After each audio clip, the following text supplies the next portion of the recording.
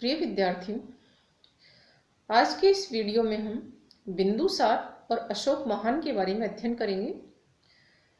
पिछले वीडियो में हमने चंद्रगुप्त मौर्य की उपलब्धियों के बारे में अध्ययन किया था कि किस तरह से चंद्रगुप्त मौर्य ने एक विशाल साम्राज्य का निर्माण किया था। चूंकि 298 ईसा पूर्व में चंद्रगुप्त मौर्य ने तप के द्वारा अपने शरीर का त्याग कर दिया था। दक्षिण भारत में तप करते हुए उनका देहांत हो गया चंद्रगुप्त मौर्य का। और 298 ईसा पूर्व में चंद्रगुप्त मौर्य के बाद में बिंदुसार मौर्य साम्राज्य की गद्दी पर बैठा था। बिंदुसार को यूनानी लेखक अमित्रघात के नाम से संबोधित करते हैं। जैसा कि स्ट्रैबो बताता है कि पश्चिम के यूनानी राज्यों से मैत्री संबंध इस समय भी बिंदुसार के समय भी कायम रहा था।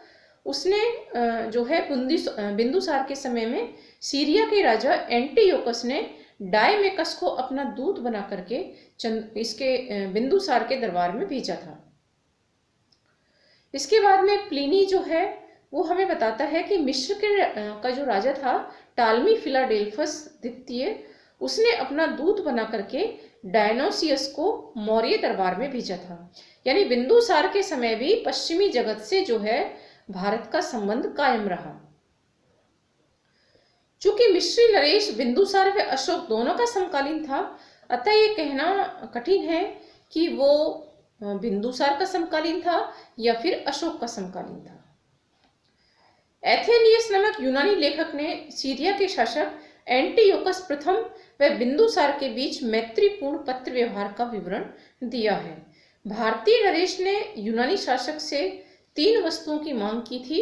बिंदुसार ने एक तो मीठी शराब, दूसरी अंजीर, सूखी अंजीर और तीसरा एक दार्शनिक। इसके बाद में बताया गया कि उसने यूनानी नरेश ने प्रथम 2 वस्तुओं के बारे में हाँ कर ली, यानी सूखी अंजीर और मीठी शराब के बारे में, लेकिन दार्शनिक भेजने से उसने साफ इनकार कर दिया कि ये जो बात है वो यूनानी कानून के खिलाफ थी। इस जो विवरण है इससे हमें बिंदुसार की दर्शन के प्रति जो उसका ज्ञान है, उसकी जो रुचि है, उसका पता चलता है। बिंदुसार की राज्यसभा में 500 सदस्यों की एक मंत्री परिषद भी थी, जिसका प्रधान खल्लाटक था। बिंदुसार ब्राह्मण धर्म का अनुयायी था।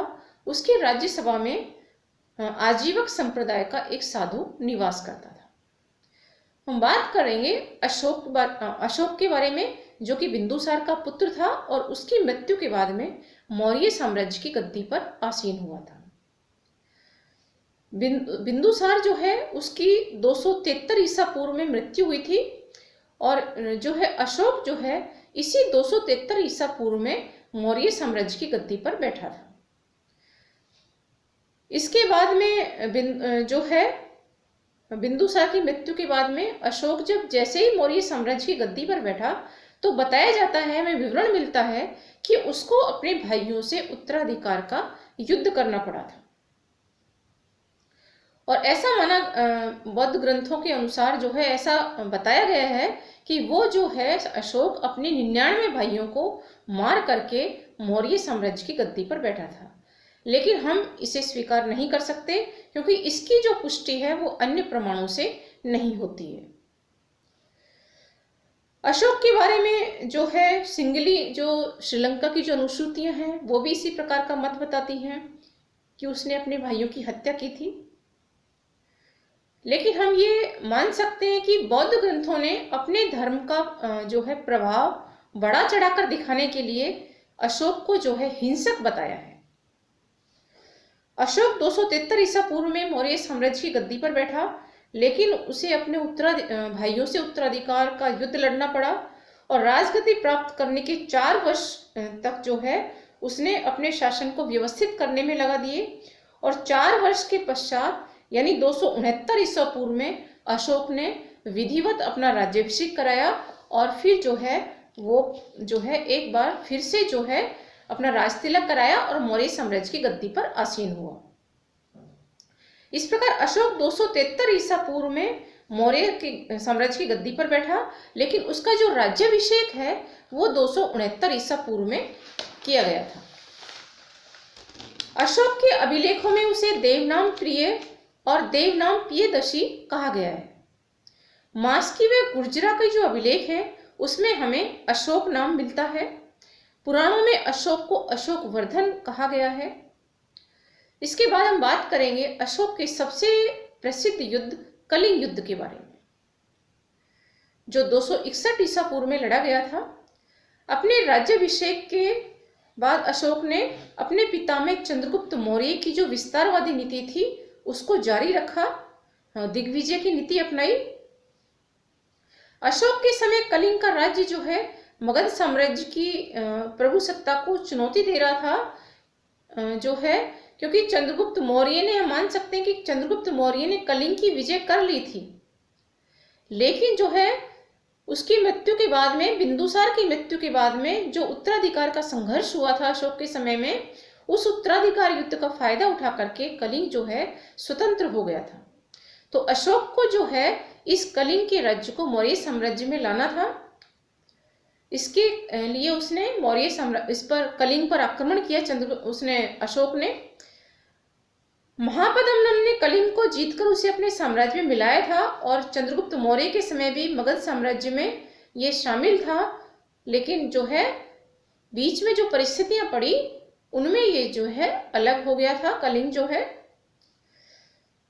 अपने अभिषेक के 8वें वर्ष यानी 261 ईसा पूर्व में अशोक ने कलिंग पर आक्रमण किया और फिर एक भयंकर युद्ध लड़ा।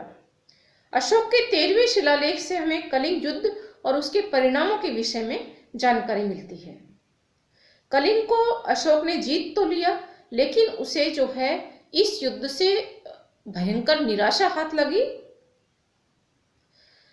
कलिंग युद्ध में जो भयंकर नरसंहार हुआ उससे अशोक का हृदय परिवर्तित हो गया और उसने हमेशा हमेशा के लिए युद्ध को त्याग दिया। कलिंग यद्यपि मौर्य साम्राज्य का एक प्रांत बन गया और इसके जो है इस राजधानी जो है कलिंग की, तोशाली को इसकी राजधानी बनाया गया। तो बात करेंगे अशोक और बौद्ध धर्म के बारे में। अशोक प्रारंभ में ब्राह्मण धर्म का अनुयायी था, लेकिन कलिंग युद्ध का हृदय विदारक जो दृश्य देखा था अशोक ने, उसके कारण फिर वो बौद्ध धर्म उसने ग्रहण कर लिया था। दीपवंश और महावंश के अनुसार अशोक को निग्रोध नामक बौद्ध भिक्षु ने बौद्ध धर्म में दीक्षित किया, लेकिन दिव्यावदान के अनुसार अशोक को बौद्ध धर्म में दीक्षित करने का जो श्रेय है वो जो है उपगुप्त नामक बौद्ध भिक्षु को दे सकते हैं। कलिंग युद्ध 261 ईसा पूर्व में यानी अशोक के राज्याभिषेक के 8वें वर्ष में हुआ और अशोक द्वारा बौद्ध धर्म अपने राज्याभिषेक के 9वें वर्ष यानी 260 ईसा पूर्व में ग्रहण किया गया था। अशोक ने अपने अभिषेक के 10वें वर्ष संबोधि की यात्रा की थी, बौद्ध गया की यात्रा की थी, और इसके बाद में जो है बौद्ध धर्म ग्रहण करने के बाद अशोक ने इसके प्रचार के लिए बहुत प्रयास किए, बहुत प्रचार किया इसका, और इससे जो है बौद्ध धर्म ग्रहण करने के बाद अशोक के जीवन में क्रांतिकारी परिवर्तन आए। वो एकदम से अहिंसक हो गया, सदाचारी हो गया, मांस भक्षण त्याग दिया, विहार यात्राओं पर उसने रोक लगा दी। अशोक अपने राज्याभिषेक के 14वें वर्ष जो है निगलीवा भी गया, निगाली सागर जो नेपाल की तराई में स्थित है, यहाँ गया और उसने जो है यहाँ पर कनक मुनि का जो स्तूप था उसको संवर्धित किया। इसके बाद में अपने राज्याभिषेक के 20वें वर्ष अशोक ने लुम्बिनी की यानी रुमनी देई की यात्रा की और फिर उसने यहाँ पर जो है कर जो था लुम्बिनी ग्राम में वो 1/8 कर दिया, क्योंकि यहाँ पर महात्मा बुद्ध का जन्म हुआ था। अशोक आजीवन बौद्ध धर्म के उपासक के रूप में रहा, वह भिक्षु नहीं बना था।